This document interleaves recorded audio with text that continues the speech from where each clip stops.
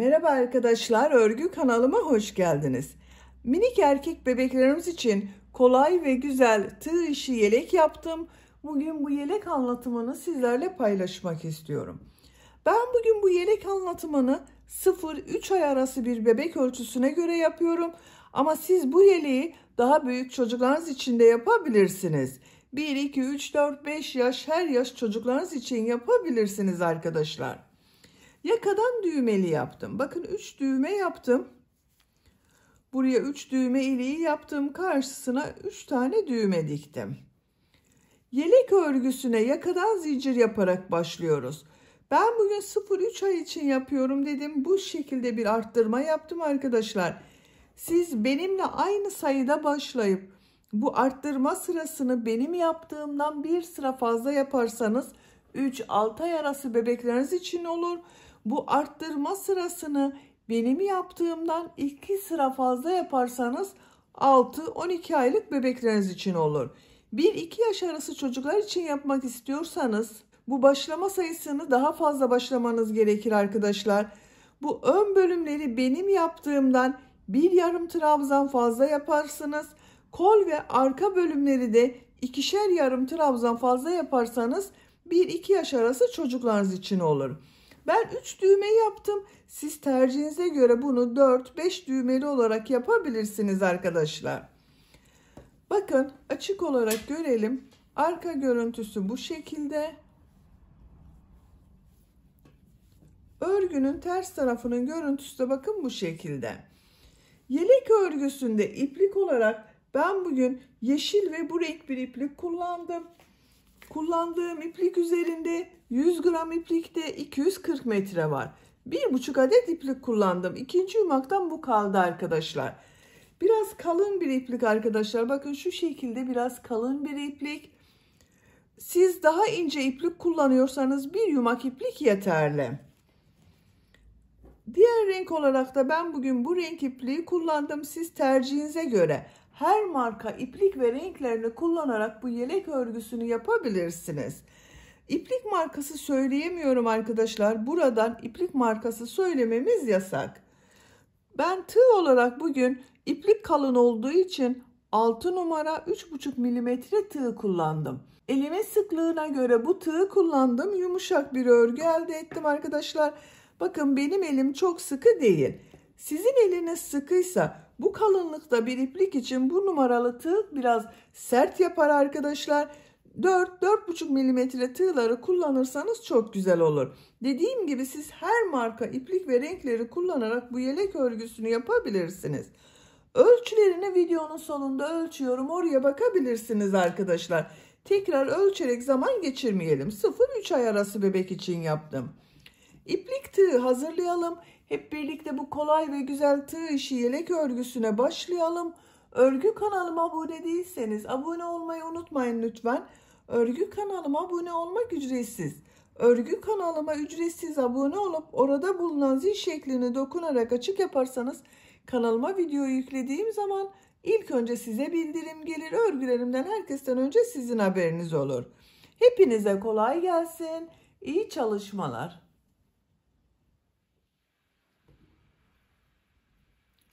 Örgüye yakadan zincir yaparak başlıyoruz. İlk ilmeği ben bu şekilde yapıyorum. Zincirleri yapmaya başlıyorum. Çok sıkı zincirler yapmıyorum. 60 zincir yapalım. 60 zincir yaptım. Çok sıkı zincirler yapmadım. Bu 60 zincirin kaç santimetre olduğunu ölçüyorum.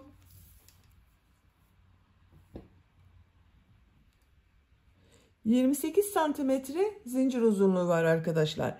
28 santimetre için ben 60 zincir yaptım. Sizin elinizin sıklığına göre daha fazla veya daha az zincir yapmanız gerekebilir.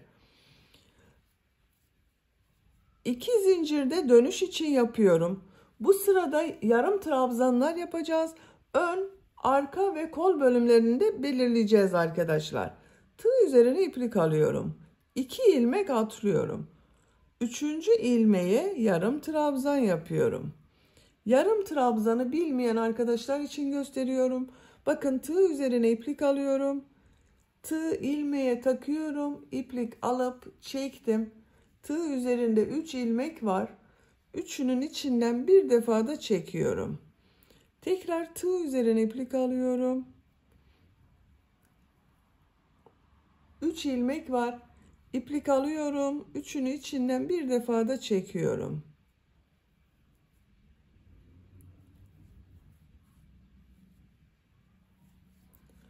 Bakın bu şekilde yarım trabzan yapıyoruz. Ön bölüm için 8 yarım trabzan yapacağız. Sıra başında yaptığım bu 2 ilmek atlamada bir yarım trabzan, 1, 2, 3, 4, 5, 6, 7, 8. Ön bölüm için 8 yarım trabzan yaptım. Tığ üzerine iplik alıyorum. Bu ilmek içine arttırma yeri için bir yarım trabzan, bir zincir, bir yarım trabzan yapıyorum. Bakın aynı ilmek içine yapıyoruz arkadaşlar. Bakın bir yarım trabzan yaptım. Bir zincir yapıyorum. Aynı ilmeğe bir yarım trabzan daha yapıyorum. Arttırma yeri için yaptım bunu arkadaşlar.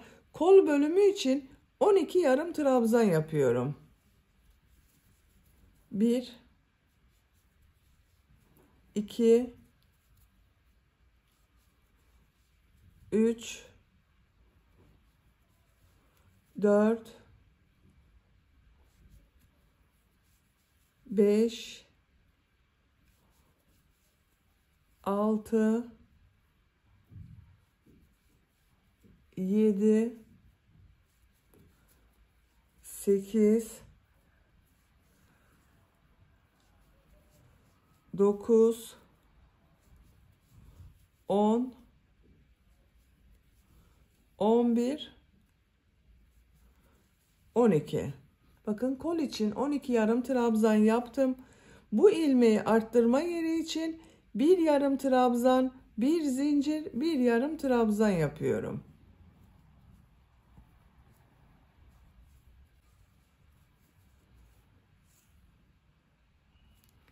Arka bölüm için 16 yarım trabzan yapıyorum. Ön bölümde 8 yarım trabzan yaptım. Bunun 2 katı olarak buraya da 16 yarım trabzan yapıyoruz.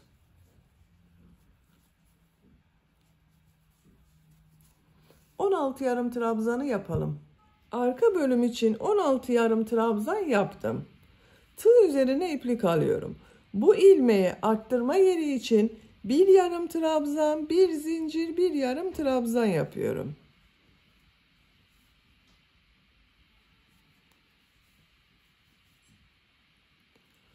Tığ üzerine iplik alıyorum. Kol bölümü için 12 yarım trabzan yapıyorum.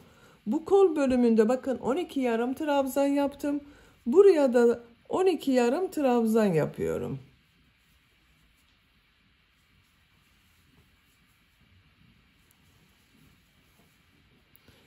Yarım trabzanı yapalım.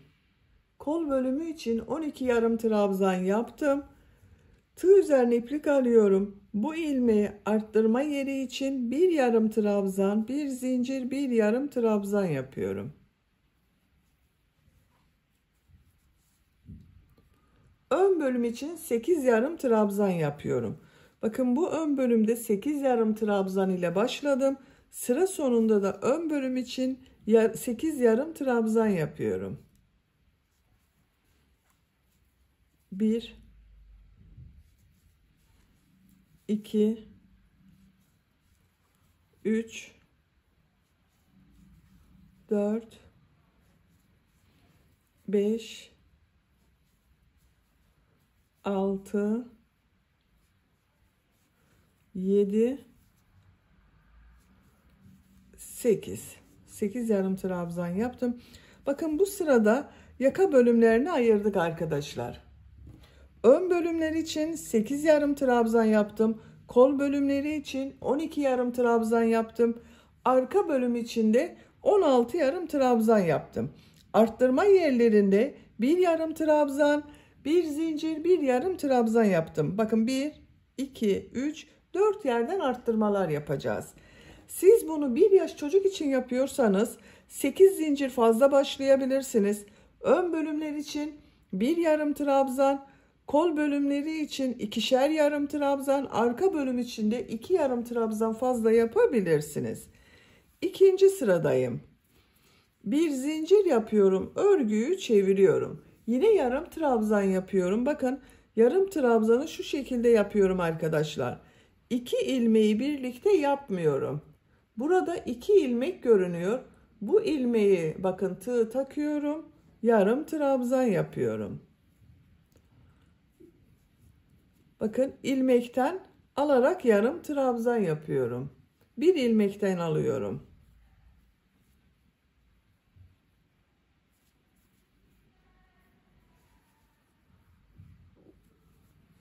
İlmeklerden alarak yarım trabzan yapıyorum. Bakın, tekrar gösteriyorum. Bu şekilde yapmıyorum. 2 ilmeği almıyorum. Tek ilmekten yarım trabzan yapıyorum.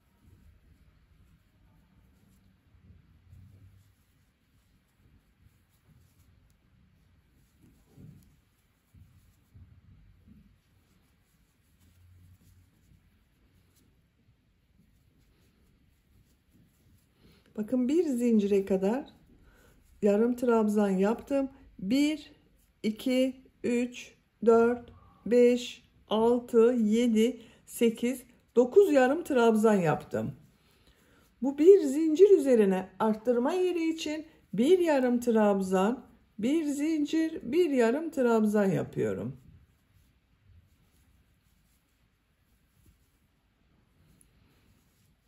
Yine ilmeklerden alarak yarım trabzan yapıyorum.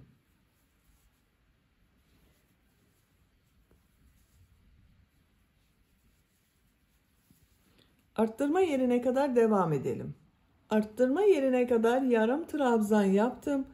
Bir zincir üzerine bir yarım trabzan, bir zincir, bir yarım trabzan yapıyorum.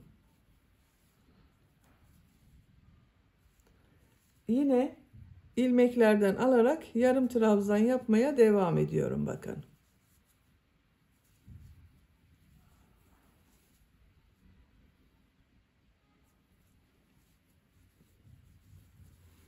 Arttırma yerine kadar devam edelim.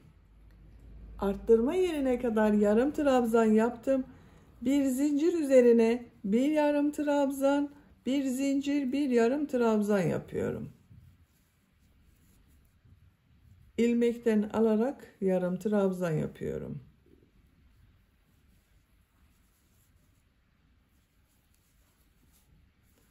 Arttırma yerine kadar devam edelim. Arttırma yerine kadar yarım trabzan yaptım. Buraya bir yarım trabzan, bir zincir, bir yarım trabzan yapıyorum.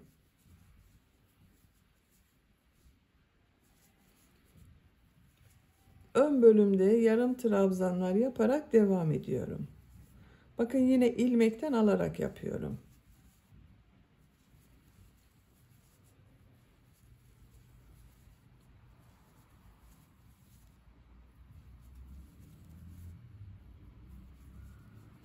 Sıra sonuna kadar yaptım. Bakın, sıra sonunda bir alt sırada 2 ilmek atlayarak yaptığım yarım trabzan var.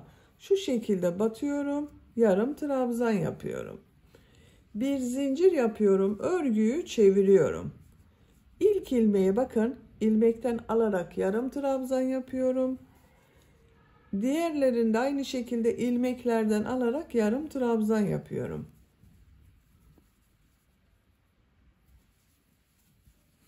Görüntüsü bakın bu şekilde oluyor arkadaşlar, ilmeklerden alarak yaptığımız için. Arttırma yerine kadar devam edelim.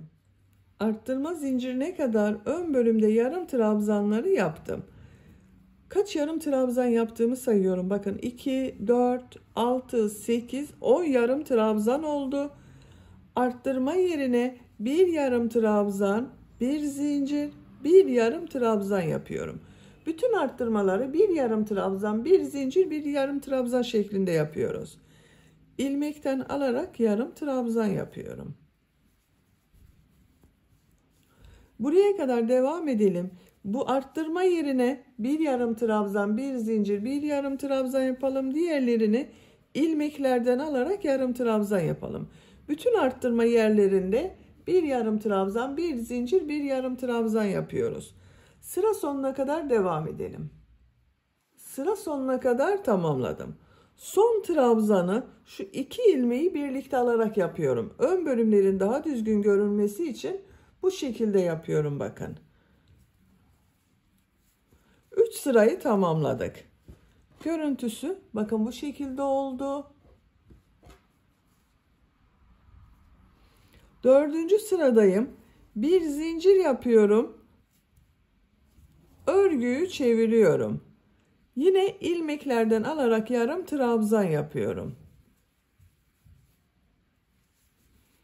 Arttırma yerine kadar devam edelim. Arttırma yerine kadar yarım trabzan yaptım. Arttırma yerine bir yarım trabzan, bir zincir, bir yarım trabzan yapıyorum. İlmeklerden alarak yarım trabzanlara devam ediyorum.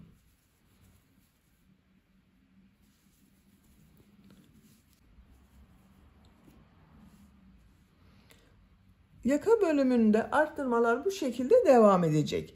1, 2, 3, 4 yerde arttırma yapıyoruz. Arttırmaları da bir yarım trabzan, bir zincir, bir yarım trabzan yapıyoruz.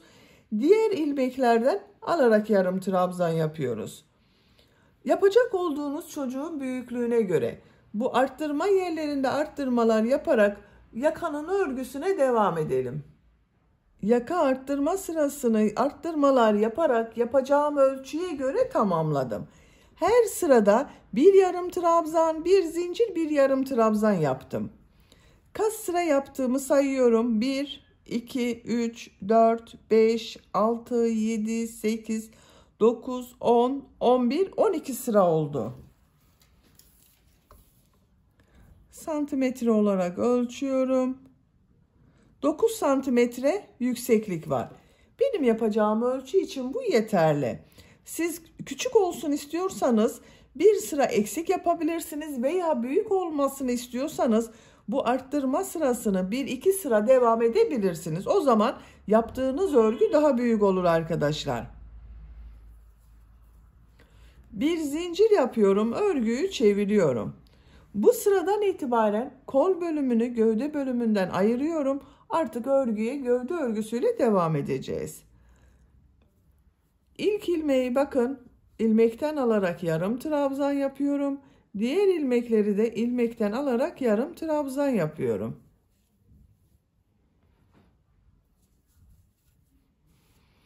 Bu arttırma yaptığım bir zincire kadar devam edelim.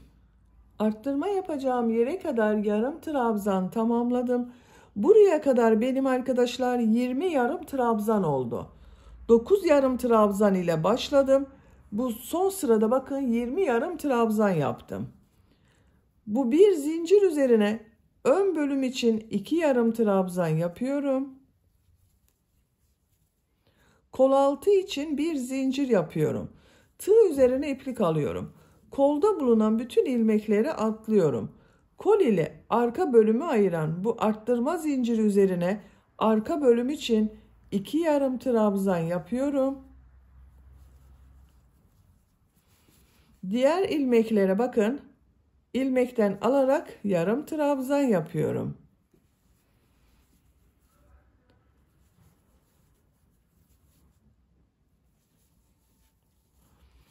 Bakın bir zincirle ön ve arka bölümü birleştirdik. Kol bölümünü ayırdık.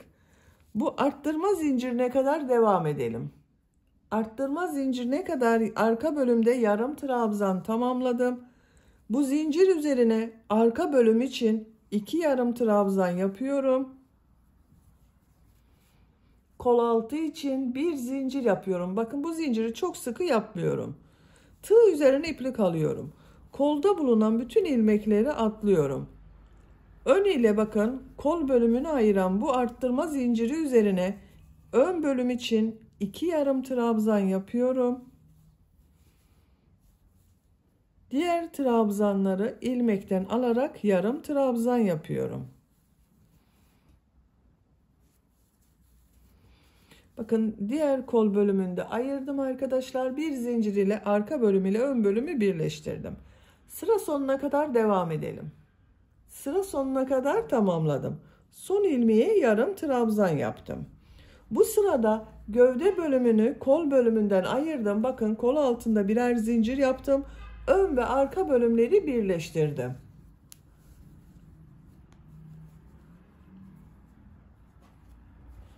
Artık örgüye gövde örgüsüyle devam ediyorum. Bir zincir yapıyorum, örgüyü çeviriyorum.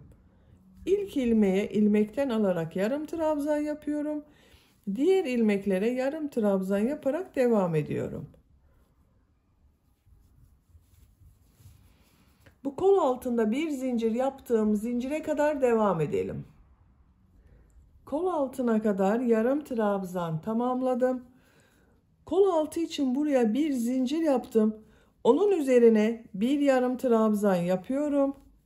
Diğer ilmeklere yarım trabzan yaparak devam ediyorum.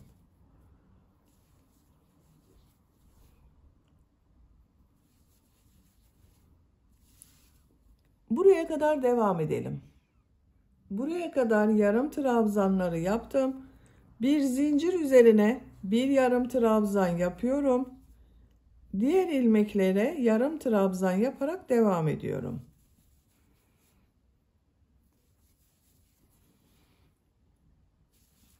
Sıra sonuna kadar devam edelim. Sıra sonuna kadar tamamladım. Bir zincir yapıyorum. Örgüyü çeviriyorum. İlk ilmeğe yarım trabzan yapıyorum. Diğer ilmeklere yarım trabzan yaparak devam ediyorum. Sıra sonuna kadar devam edelim. Sıra sonuna kadar tamamladım. Bir zincir yapıyorum. Örgüyü çeviriyorum. İlmeklerden alarak yarım trabzan yapıyorum.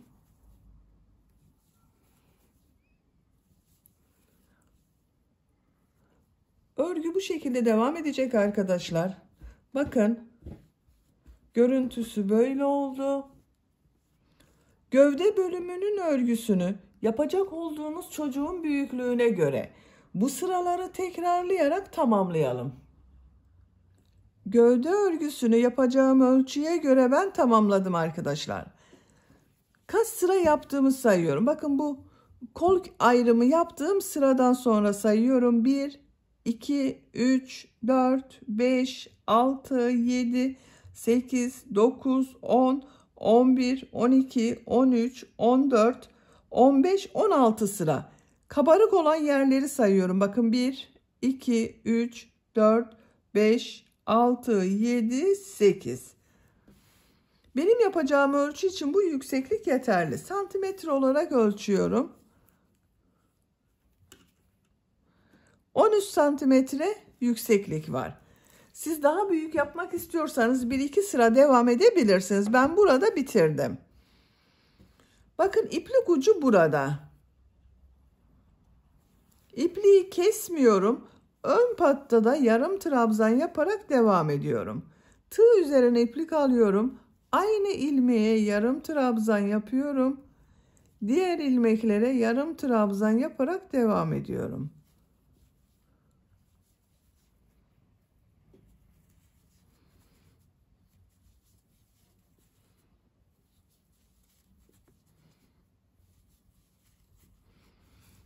Bakın bu şekilde bir görüntü elde ediyoruz.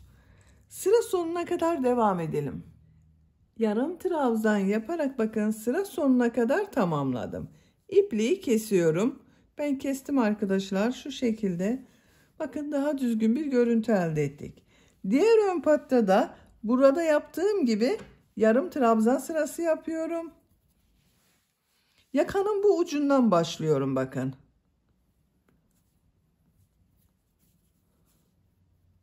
Buradan bir ilmek yapıyorum.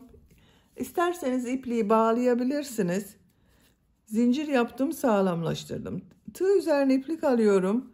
Yarım trabzan yapıyorum. İlmeklerden alarak yarım trabzan yapıyorum.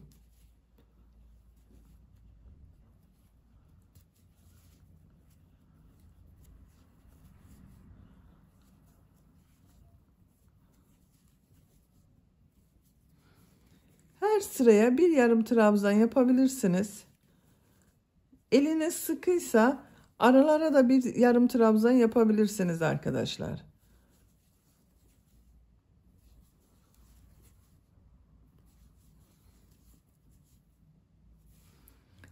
sonuna kadar devam edelim.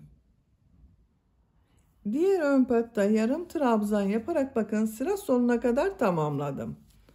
İpliği kesiyorum.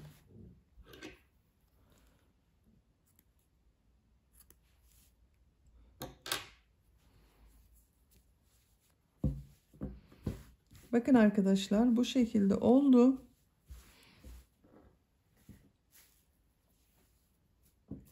Şimdi bu renk iplik ile ben devam ediyorum. Siz tercihinize göre istediğiniz renk iplikleri kullanabilirsiniz. Kendi rengiyle de yapabilirsiniz arkadaşlar. Bakın bu uç bölümden başlıyorum.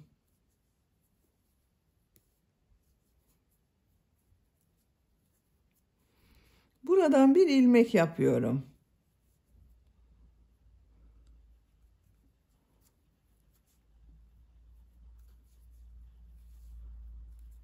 İki zincir yapıyorum.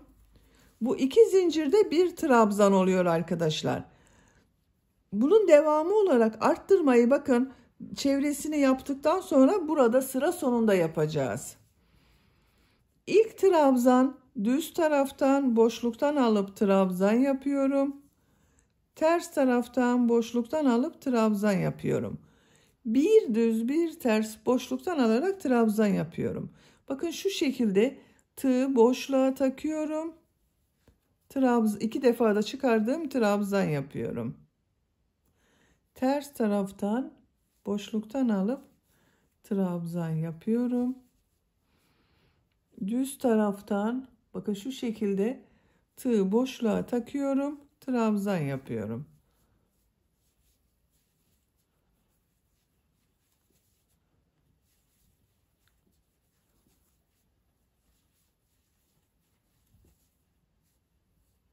Bir düz bir ters boşluktan alarak trabzan yapıyoruz.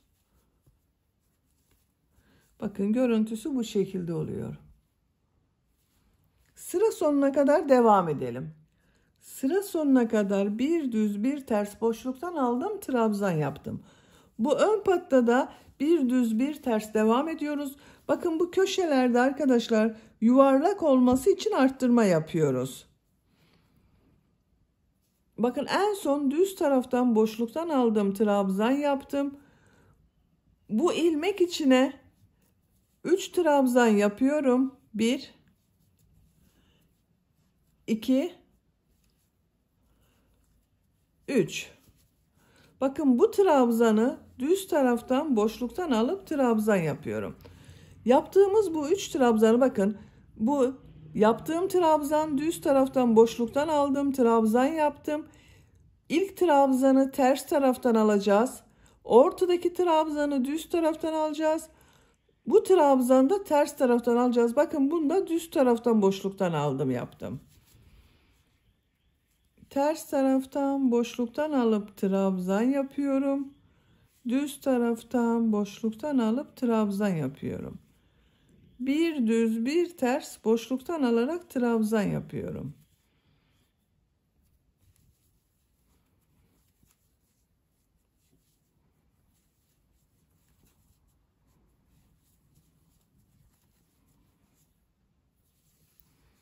Buraya kadar devam edelim.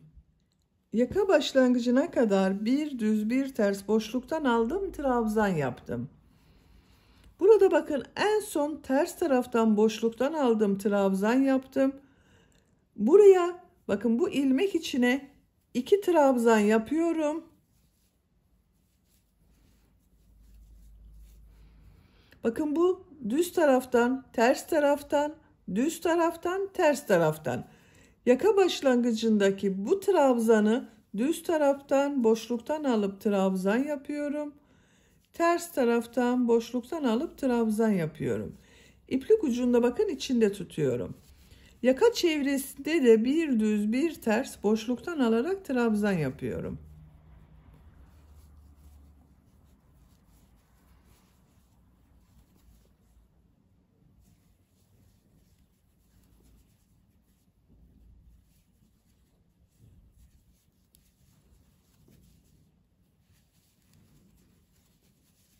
Bakın her trabzanı bir düz bir ters boşluktan alıp trabzan yapıyorum. Bakın köşelerde 2 trabzan yaptım. Yakanın bu ucuna kadar devam edelim. Yaka çevresinde bir düz bir ters boşluktan aldım, trabzan yaptım. Buraya kadar tamamladım. Burada bakın bu ilmek üzerine bir trabzan yapıyorum.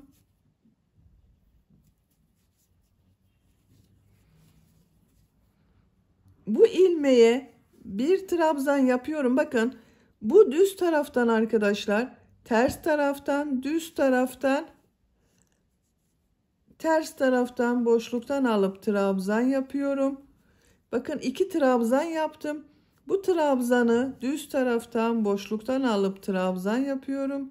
Ters taraftan boşluktan alıp trabzan yapıyorum.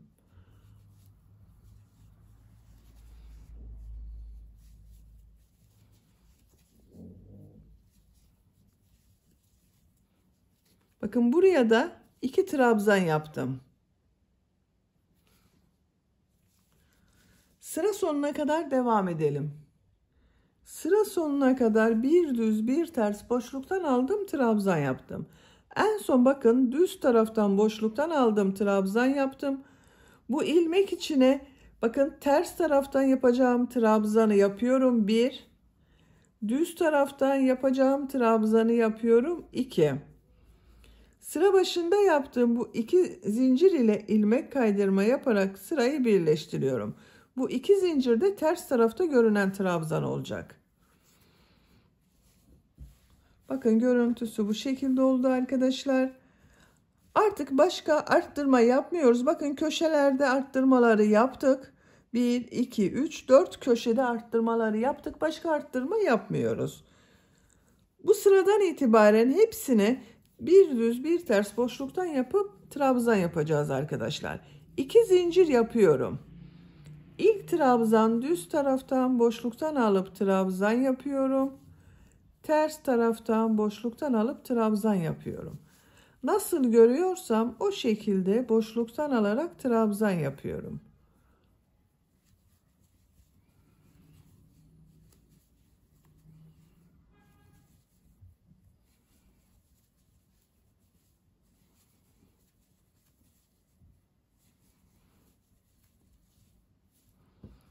Bu şekilde devam edelim. Bakın bu köşede de yine bir düz bir ters boşluktan alıp trabzan yapacağız.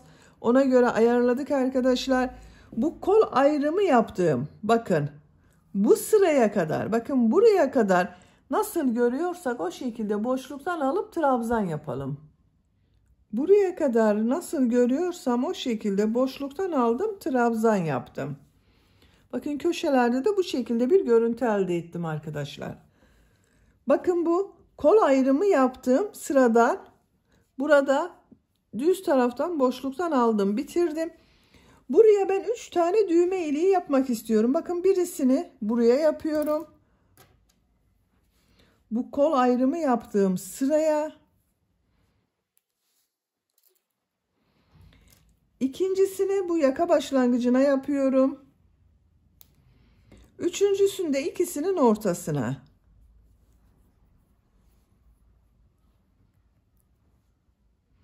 Bakın buraya yapıyorum. Ben 3 düğme iliği yapıyorum. Siz isterseniz bunu 4-5 düğmeli yapabilirsiniz. Bu şekilde bakın. Dördüncüyü buraya arkadaşlar. Beşinciyi de buraya yapabilirsiniz. Ben 3 düğme iliği yapmayı tercih ediyorum. En son boşluktan aldım, trabzan yaptım. Düğme iliği için 2 zincir yapıyorum. Bu bir ilmeği atlıyorum. Bu trabzan düz taraftan boşluktan alıp trabzan yapıyorum. Bakın ters taraftaki trabzanı atladım arkadaşlar.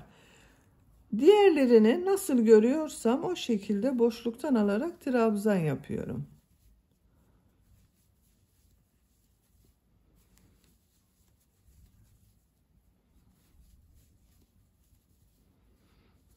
Bakın düz taraftan boşluktan aldım, trabzan yaptım. Düğme iliği için 2 zincir yapıyorum. Bu bir ilmeği atlıyorum. Bakın ters tarafta görünen trabzanı atlıyorum. Bu trabzan düz taraftan boşluktan alıp trabzan yapıyorum.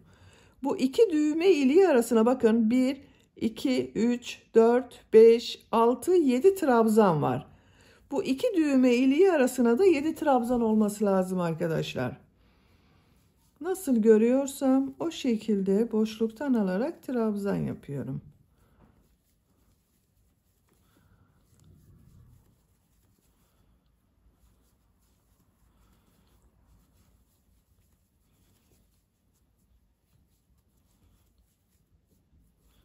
Bakın son düğme iliğine geldim. Buraya da bakın 1, 2, 3, 4, 5, 6, 7 trabzan oldu. Düğme iliği için 2 zincir yapıyorum. 1 ilmek atlıyorum. Boşluktan alıp trabzan yapıyorum. Nasıl görüyorsam o şekilde boşluktan alarak trabzan yapıyorum.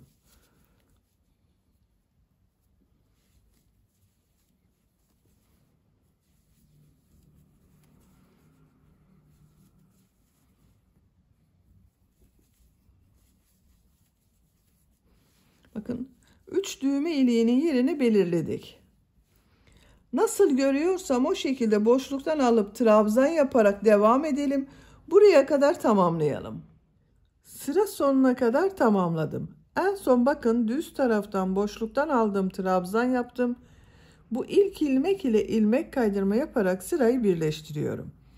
Bakın burada yaptığım 2 zincirde ters tarafta görünen trabzan oldu. Bu sırayı tamamladık. Bu sırada bakın buraya 3 tane düğme iliği yaptık. Diğer trabzanları nasıl görüyorsam o şekilde boşluktan aldım, trabzan yaptım, tamamladım. Bir sıra daha nasıl görüyorsam o şekilde boşluktan alarak trabzan sırası yapıyorum. 2 zincir yapıyorum. Düz tarafta görüyorum, boşluktan alıp trabzan yapıyorum. Ters tarafta görüyorum, boşluktan alıp trabzan yapıyorum.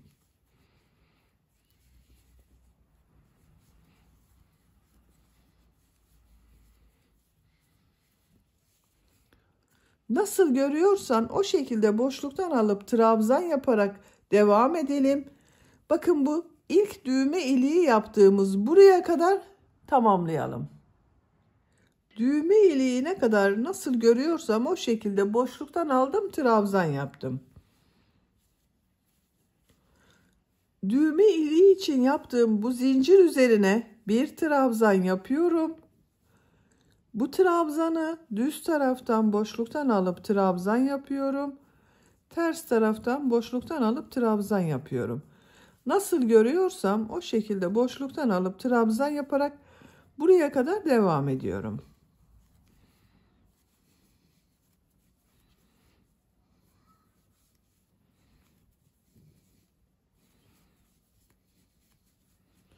Düğme iliği için yaptığım bu zincir üzerine bir trabzan yapıyorum. Nasıl görüyorsam o şekilde boşluktan alarak trabzan yapıyorum.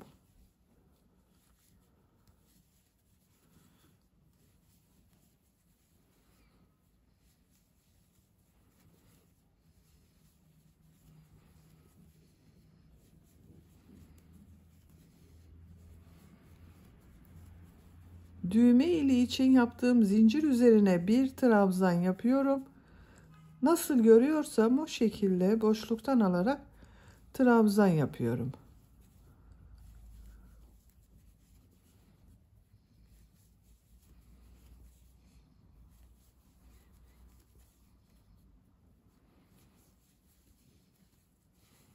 Bakın bu şekilde devam edecek arkadaşlar. Yaka çevresinde de nasıl görüyorsak o şekilde boşluktan alıp trabzan yapalım. Bu sıra sonuna kadar devam edelim.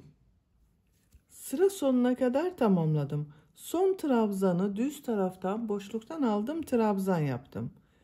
Bu ilmek ile ilmek kaydırma yaparak sırayı birleştiriyorum. İpliği kesiyorum.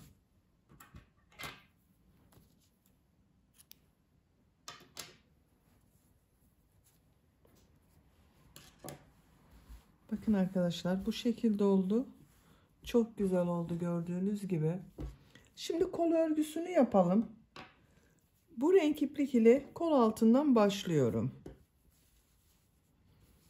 Kol altında yaptığım bu bir zincire iplik bağlıyorum.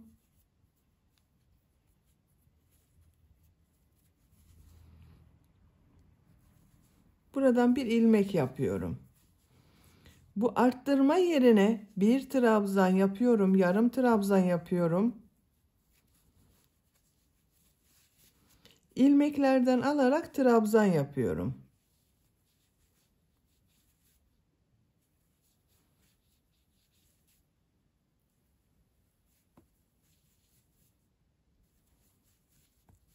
Sıra sonuna kadar devam edelim. Sıra sonuna kadar yaptım. Bu arttırma yerine bir yarım trabzan yapıyorum. Kol altındaki bu ilmek ile ilmek kaydırma yaparak sırayı birleştiriyorum. İpliği kesiyorum.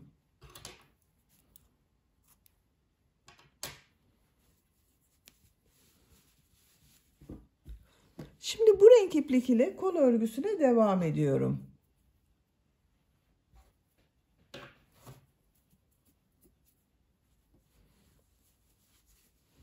Burada yaptığım gibi bir düz bir ters boşluktan alarak trabzan yapacağız.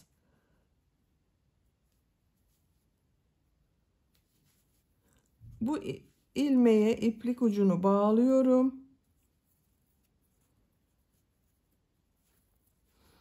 Buradan bir ilmek yapıyorum. Bir zincir yapıyorum. Sağlamlaştırdım. Bir zincir daha yapıyorum. 2 zincir oldu.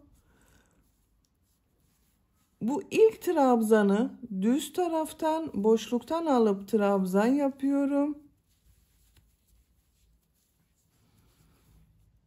Ters taraftan boşluktan alıyorum, trabzan yapıyorum. Düz taraftan boşluktan alıyorum, trabzan yapıyorum.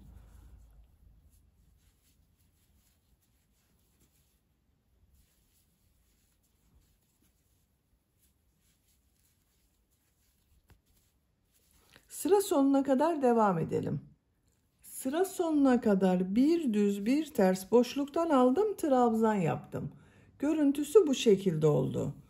Son trabzanı bakın düz taraftan boşluktan aldım, trabzan yaptım. İlk yaptığım bu ilmek ile ilmek kaydırma yaparak sırayı birleştiriyorum. Sıra başında yaptığım 2 zincir ters tarafta görünen trabzan oldu. 2 zincir yapıyorum. Bu sırada bu trabzanları nasıl görüyorsam o şekilde boşluktan alıp trabzan yapıyorum. Düz tarafta görüyorum. Düz taraftan boşluktan alıp trabzan yapıyorum. Ters taraftan boşluktan alıp trabzan yapıyorum. Düz taraftan boşluktan alıp trabzan yapıyorum. Ters taraftan boşluktan alıp trabzan yapıyorum. Sıra sonuna kadar devam edelim. Sıra sonuna kadar tamamladım. İlk ilmek ile ilmek kaydırma yaparak sırayı birleştiriyorum. Bakın yine düz trabzan ile başladım. Sıra sonunda düz taraftan trabzan ile bitirdim. Bu 2 zincir ters tarafta görünen trabzan oldu. 2 zincir yapıyorum. Yine nasıl görüyorsam o şekilde boşluktan alıp trabzan yapıyorum. Ters tarafta görüyorum. Ters taraftan boşluktan alıp trabzan yapıyorum. Düz taraftan görüyorum. Boşluktan alıp trabzan yapıyorum.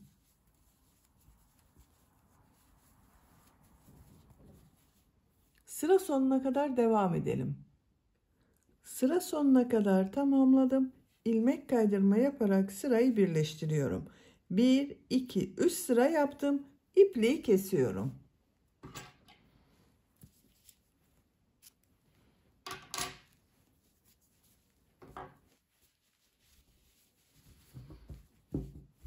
Bakın arkadaşlar, kol örgüsü bu şekilde oldu. Diğer kol örgüsünü de ben hazırladım. Bakın aynı şekilde başladım. 3 sıra olarak tamamladım. 1, 2, 3. 1, 2, 3. Siz de aynı şekilde başlayıp tamamlayabilirsiniz. Böylece yelek örgüsünü bitirmiş oldum.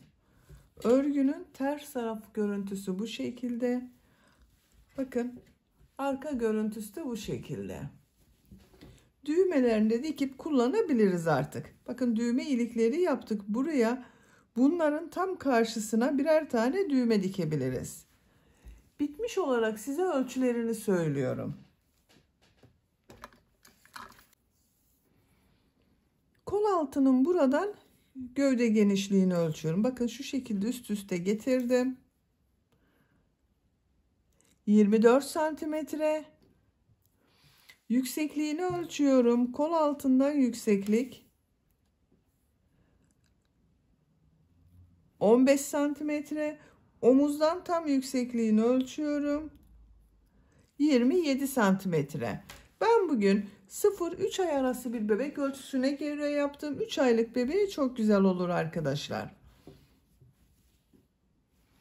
Beni dinlediğiniz ve izlediğiniz için hepinize çok teşekkür ederim. Örgü kanalıma abone değilseniz abone olmayı unutmayın lütfen.